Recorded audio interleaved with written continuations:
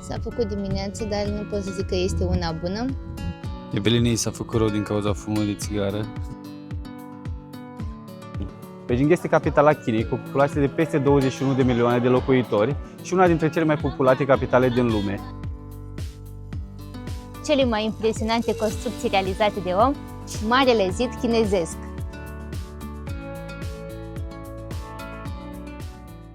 Salutare, salutare! Astăzi vă vom arăta cum e să călătorești cu un tren de noapte din Zhangjiajie până în Beijing, o cursă de peste 1200 de kilometri.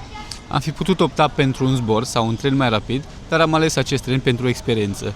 Costul biletului a fost de 78 de euro de persoană, iar călătoria va dura 18 ore. Trenurile din China sunt organizate pe categorii, în funcție de viteză și confort.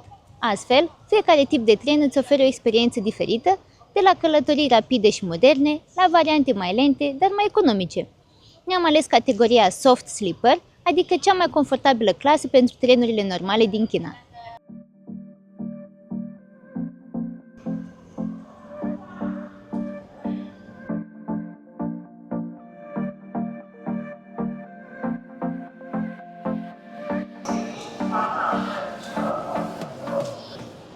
Au dat drumul la poartă și ne îndreptăm spre tren, dar asta zicea Laura acum că este bine că totul este organizat. Este foarte clar ca să găsești locul unde trebuie să mergi. Foarte ușor să-ți găsești pe roză. Foarte ușor să-ți găsești pe roză.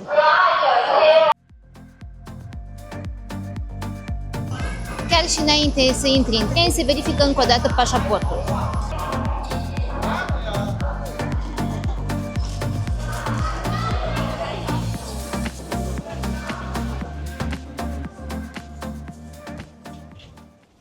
Aici sunt toaletele.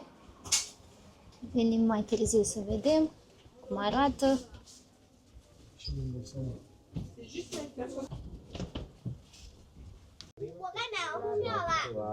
Am ajuns în compartiment și ne-am instalat. După cum vedeți, avem 4 paturi, 2 sus, 2 jos. Locuri pentru bagaje aici deasupra, nu foarte multe, doar 2 bagaje intră. Arată destul de curat, să fiu sincer. Avem papuci de unică folosință, lenjerii curate, 2 perne, o plapumă. Pare destul de confortabil.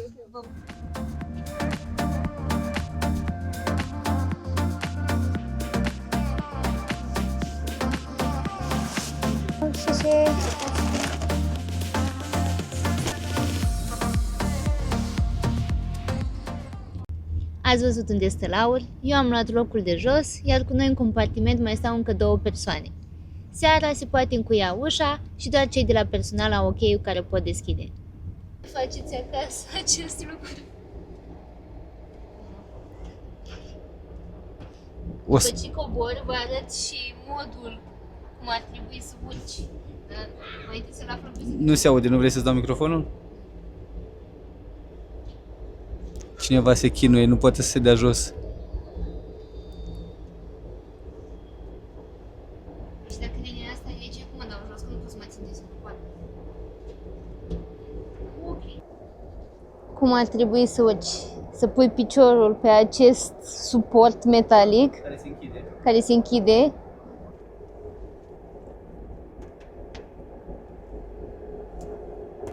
Haideți să vă arăt toaleta. Așa arată toaleta. Este un WC turcesc, o chiuvetă și o oglindă.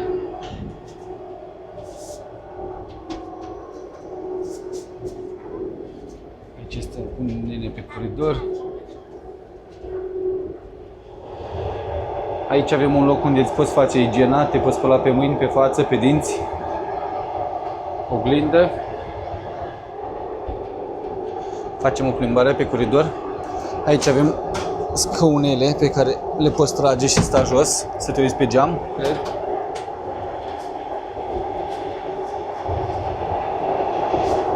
Și așa.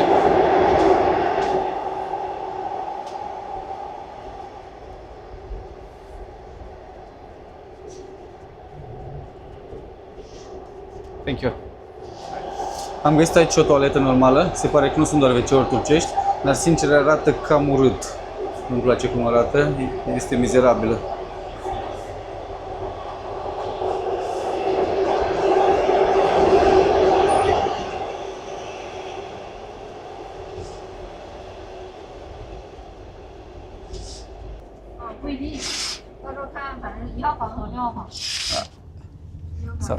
Thank you.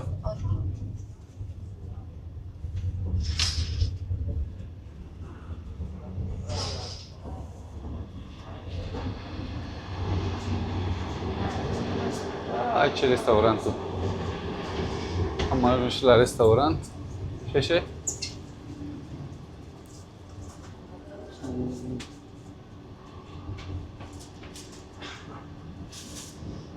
Asta este ce puteți cumpăra. Thank you. Lumea stă la masă.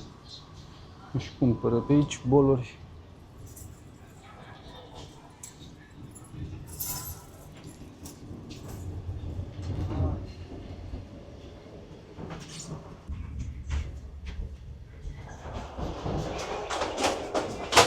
See you later. Excellent.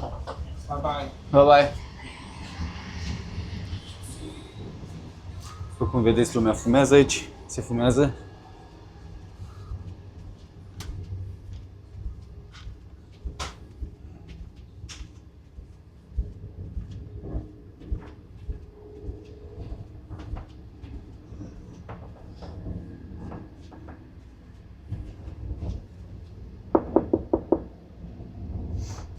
Uitați despre ce vă spuneam, că o poate deschide doar personalul. Pe cine am găsit aici? Vecinii noștri s-au mutat și oficial stăm singuri într-un compartiment de 4 persoane. Cam atât pentru această seară, ne punem și noi la somn, pentru că este ora 11:20 și ne vedem mâine dimineață.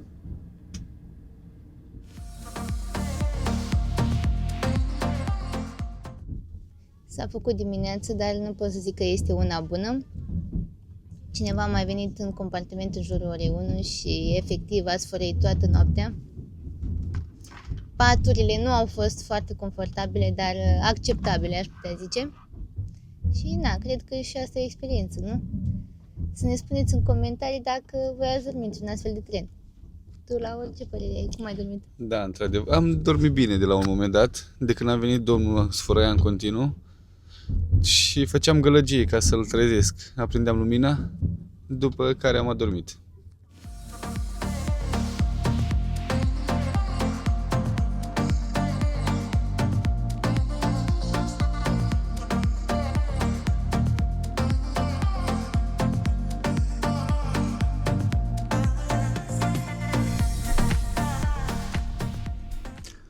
Evelinei s-a făcut rău din cauza fumului de țigară. Miroase așa de tare a fum de țigară la noi în compartiment. Și asta din cauza că oamenii fumează și avem această aerisire la compartiment, iar tot fumul intră înăuntru.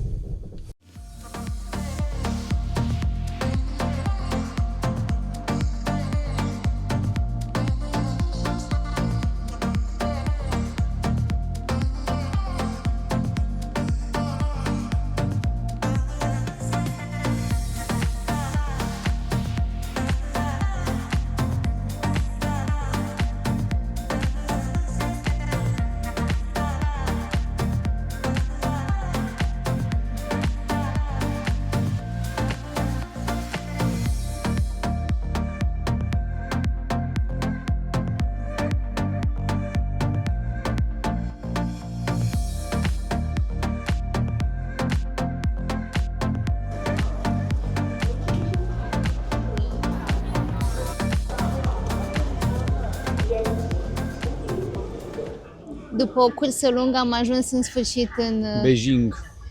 Și vreau să fac o mică paranteză aici, faptul că chiar dacă am ales categoria soft sleeper, cea mai confortabilă categorie, nu pot să zic că drumul a fost foarte confortabil, mai mult acceptabil, așa că dacă vom repeta vreodată această experiență, probabil o să ne alegem un compartiment doar cu 2 paturi.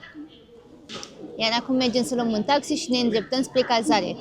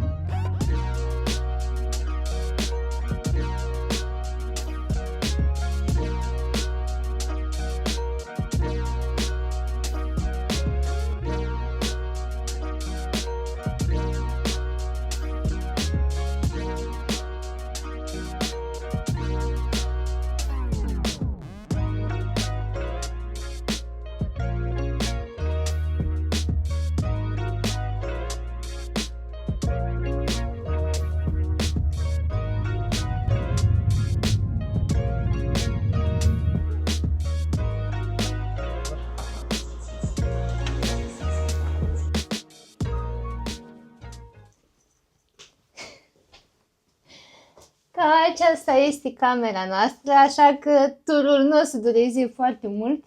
Ea are mai exact 12 metri pătrați, o mică asemănare cu cea din Japonia. Și vreau să fac o mică paranteză aici. Ea a costat 130 de euro pe 3 nopți și stăm în apropiere de Poarta Raiului. Și am văzut de când am ajuns aici o diferență uriașă, deoarece oamenii sunt mult mai deschiși, sunt mai multe oportunități, să zic așa. Și încă o chestie interesantă, dronele sunt interzise în Beijing, așa că dacă veniți cu o dronă să fiți informați de acest lucru.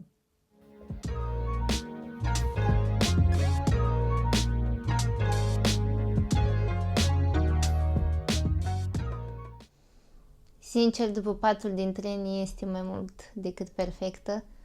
Chiar dacă este mică, este destul de modernă, curată. Suntem foarte mulțumiți. Așa că ne vedem mâine pentru o nouă zi. V-am pupat!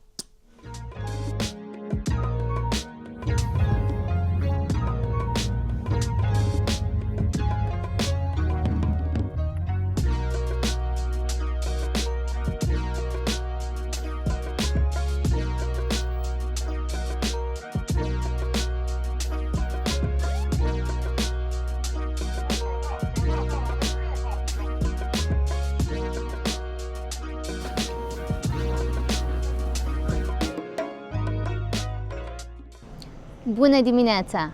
Astăzi mergem să vizităm un loc cu mare greutate istorică, aș putea spune, una dintre cele 7 minuni ale lumii moderne, și mai exact, Marele Zid Chinezesc. Suntem la o oră și jumătate de Beijing și ne îndreptăm spre porțiunea Mutiano, care este considerată cea mai frumoasă și bine păstrată porțiune. Până aici ai mai multe variante de transport, noi am ales varianta de tur cu ghid, care a costat 29 de euro pentru amândoi. Turul include transportul dus-întors din Beijing, cam o oră și jumătate fiecare sens, plus biletul de intrare pe zid. Ghidul ne-a oferit explicații pe drum, apoi am avut 5 ore libere să explorăm Mutianul pe cont propriu, înainte să ne întoarcem la punctul de plecare. Dar înainte să începem, să vă zic câte ceva și despre Beijing. Beijing este capitala Chinei, cu o populație de peste 21 de milioane de locuitori și una dintre cele mai populate capitale din lume, dar și unul dintre cele mai vechi orașe de pe glob, cu o istorie de peste 3000 de ani. Arhitectura Beijingului combină armonios stilul tradițional chinezesc cu cel modern, o parte a orașului fiind plină de zgârie nori și clădiri contemporane, iar cealaltă păstrând farmecul vechilor hutonguri.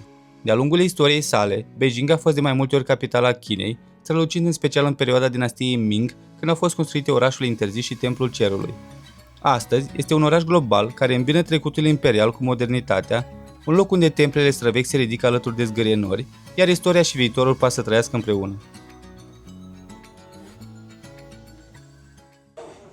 Astăzi pot să zic că nu am prins o vreme foarte bună, este multă ceață, iar Laur este un pic dezamăgit, dar eu sunt sigură că această vreme va da un aer mult mai mistic și mai misterios zidului.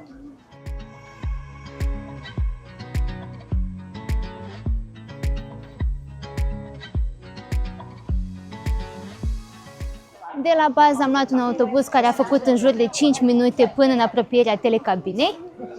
Autobuzele de aici sunt gratuite, dar pentru a beneficia de facilitățile de aici, cum ar fi telecabină, topogan, etc., trebuie să plătiți extra. Noi am plătit 33 de euro pentru amândoi. Pare rău că gâfăi, dar așa va fi toată ziua de astăzi. Un lucru pe care ar trebui să-l știți este faptul că aici drumul se va bifurca în două trasee, cel estic și cel vestic. Noi acum ne vom îndrepta spre cel estic, de unde vom lua o telecabină, ca pe urmă să mergem și în cel vestic.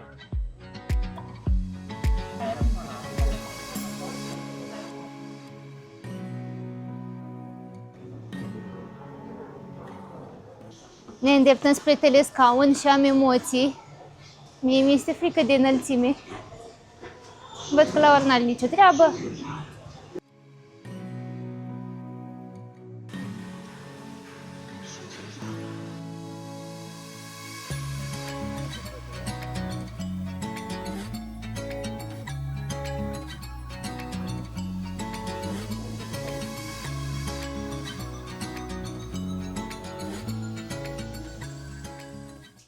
Și de aici începe aventura noastră către una dintre cele mai impresionante construcții realizate de om, Marele Zid Chinezesc.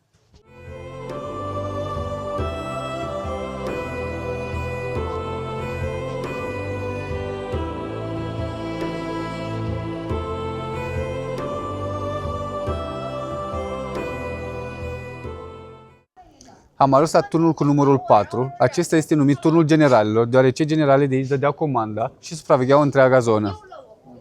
Spre deosebire de turnurile de pe crestele înalte, acesta este amplasat puțin mai jos, într-o porțiune mai lină a zidului, ceea ce îl făcea mai ușor de accesat și ideal pentru coordonare.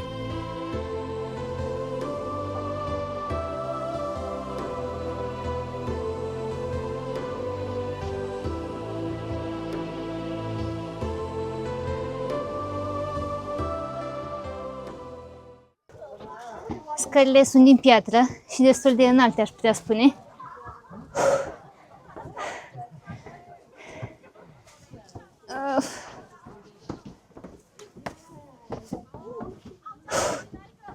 Ia să-l vedem pe la urmă aici. O nimica toată. Pentru toți cei care credeți că Marele Zid Chinezesc este drept, să știți că vă înșelați. El este făcut din foarte multe scări.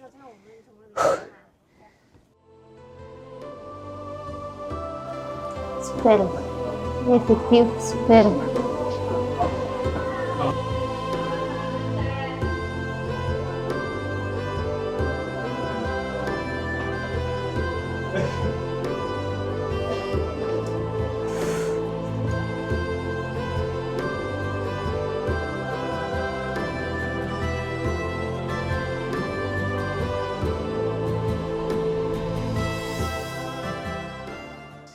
Ne-am urcat doar o mică bucată din drum și a fost destul de solicitant, aș putea spune. Și ne întrebam acum dacă pentru noi a fost atât de greu, oare pentru oamenii care au construit acest zid, cât de dificil a fost să care toate aceste pietre uriașe. În acea perioadă, ținând cont că lungimea totală a zidului este de peste 21.000 de kilometri, fiind cel mai lung zid de apărare din lume, dar se spune că este și cel mai lung mormânt care exista vreodată, din cauza că mulți din cei care au lucrat aici au murit. Un număr estimativ este de peste 1 milion de oameni. Am ajuns la capătul traseului estic. Teoretic ar trebui să fie parcurs într-o oră, o oră și jumătate. Noi cred că l-am parcurs mai repede. Cam într-o oră, o oră și un sfert. Ca dificultate de urcare să zic că este mediu, iar acum ne îndreptăm spre traseul vestic. Altceva la coborâre, este mult mai ușor. Iar acum mergem spre partea amuzantă a traseului nostru, topoganul.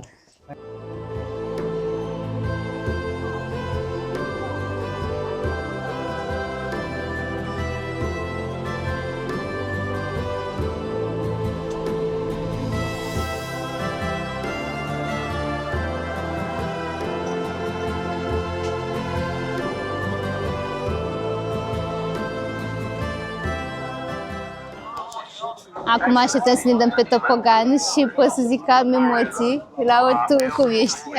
Sunt în regulă, nu am emoții. O să fie chiar o experiență nouă.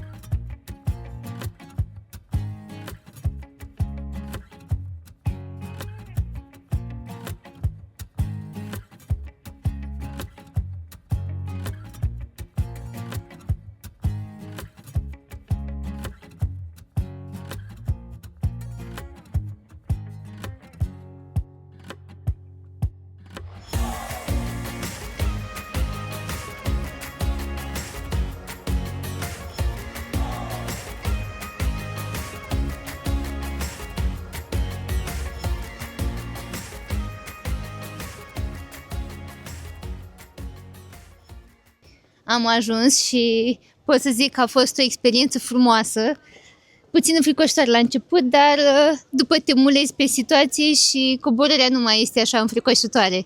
Da, chiar se merită. Dacă ajungeți aici, recomandăm să faceți această experiență. Și am ajuns și în partea vestică, de unde vom lua telecabina până sus.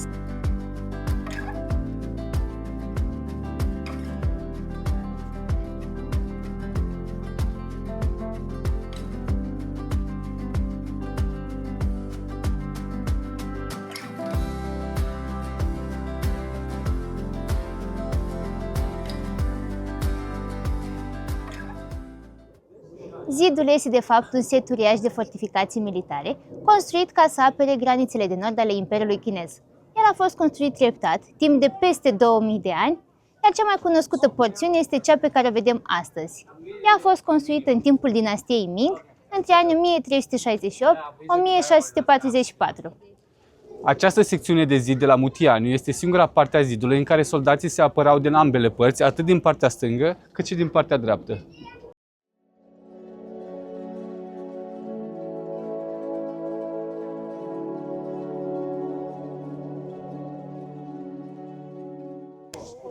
Laur, de ce mergi strâmb și nu drept? Se duce în vale. Priveliștea este una incredibilă. Munții efectiv parcă se pierd unii în alții și chiar dacă este ceață și nu putem vedea imaginea de ansamblu, tot este un peisaj superb care efectiv te face să taci și doar să privești.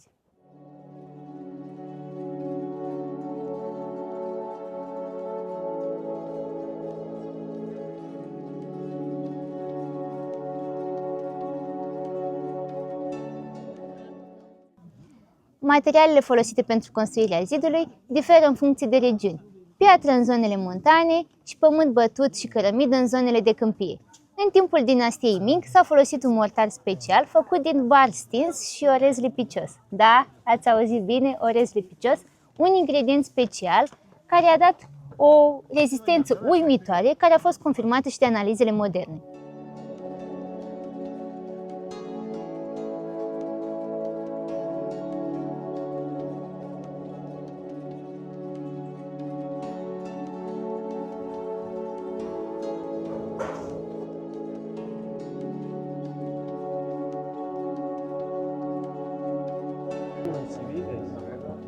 Turnurile sunt foarte impunătoare, făcute din piatră și cărămidă și îți oferă o priveliște incredibilă, doar că noi astăzi nu prea ne-am putut bucura de ea din cauza ceții. Iar când ajungi în ele, îți dai seama cât de uriaș este totul și cât de mici suntem noi. Iar acum ne îndreptăm spre turnurile 19-20, unde urcarea devine extrem de abruptă, undeva la 70-80 de grade.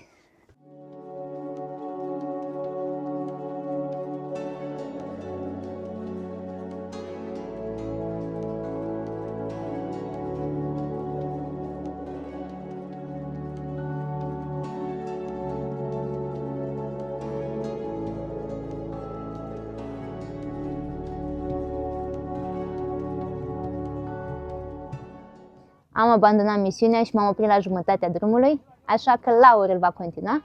Și dacă tot am luat o mică pauză, aș vrea să vă zic și ceva interesant. Și faptul că zidurile au o înălțime între 10 și 12 metri, cu o lățime între 6 și 8 metri, suficientă pentru soldații și carele de luptă să circule pe ele. Din loc în loc sunt turnuri de observație, ca cel la care va ajunge Laur, iar ele au fost folosite ca semnale de fum ziua și focuri noaptea. O metodă ingenioasă de comunicare militară.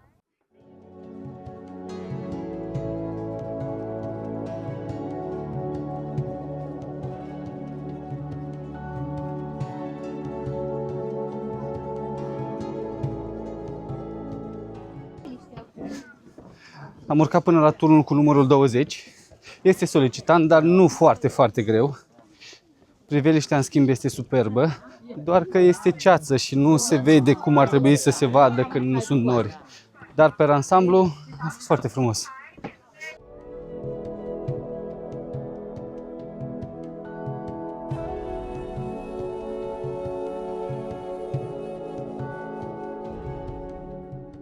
Un lucru pe care aș vrea să-l precizez aici este faptul că, la fel ca și în celelalte locații din China, totul este organizat, sunt camere peste tot și nu e cum să te abazi de la drum, deoarece este un simplu drum. Și dacă tot suntem aici, am tot auzit un mit despre faptul că Marele Zid Chinezesc s-ar vedea de pe lună. Acest lucru nu este adevărat. S-a demontat acest lucru pe parcursul anilor de astronauți, chiar și de unul chinez. El se poate vedea de pe orbită, dar doar cu un telescop special.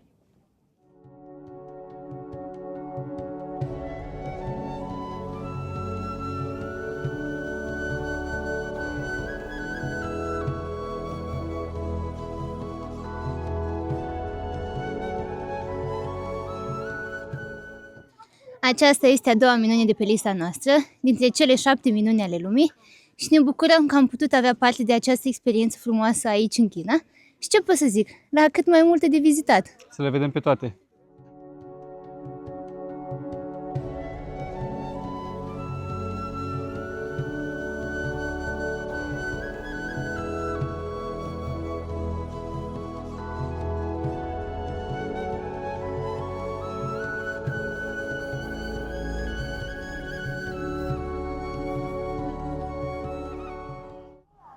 În 2007, Marele Zid Chinezesc a devenit una dintre cele 7 minuni ale lumii și este o dovadă a ingeniozității, a puterii și a perseverenței umane.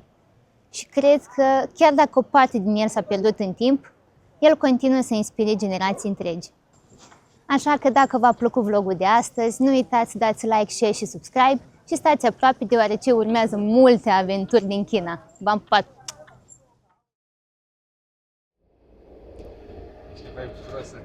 Petrecere! Activități în tren, prinsul muștei.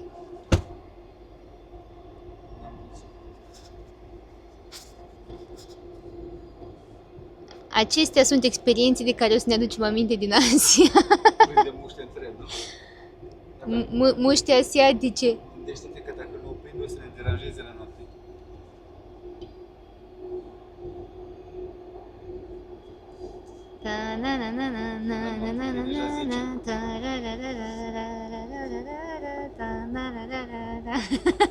Avem un vibe foarte bun. Iar acum mergem să luăm un taxi și ne îndreptăm spre cazare. Beijing!